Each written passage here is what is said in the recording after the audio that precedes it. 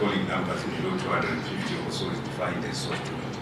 And that wheat would require mixing with hard wheat. And hard wheat ordinarily is grown in temperate areas. This is wheat that grows slowly and in winter, and therefore is able to give you the very high gluten content and also very high falling numbers. The combination of high gluten content and high falling numbers is critical because the high falling number indicates that the quality of the dough, the flour dough, is consistent, so you can make good bread out of it. Whereas the gluten content allows the elasticity in bread. So it means that that bread can then form the shape and the starches are in the right place. And that's what we now have been, what we see. Zimbabwe, because we produce soft wheat, our target has always been to eliminate exports of soft wheat, which is why the annual requirement was put by Zimstats in 2017 at 360,000 metric tons annually.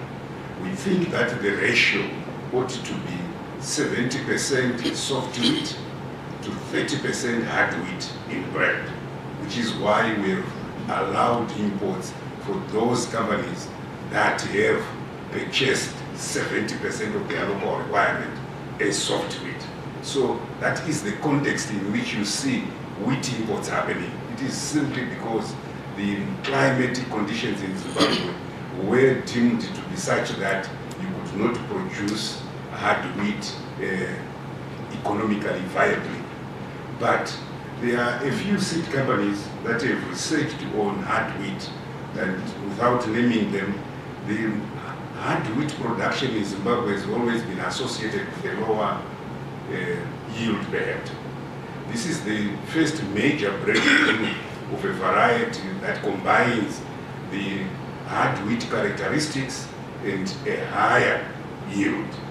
And over the past 4 years, we've been trialing this variety, and now we're at a stage where we are convinced that these characteristics that are thrown by this variety, the white flour, high gluten content, high falling numbers, indicate that irrespective of the environment in which this variety is grown, these characteristics are thrown by this variety consistently. So we are confident now that we can enter a stage where we can begin to have the policy conversation and discussion around a strategy to produce enough of our soft wheat, but begin also to consider production of hard wheat with a view in the long term or medium term to ensuring that we achieve self-sufficiency for both hard wheat and soft wheat. So the motivation really is that localization of value chains and of course this continuing innovative quest to investigate better genetics that are suited to our environment. Thank you, Chair.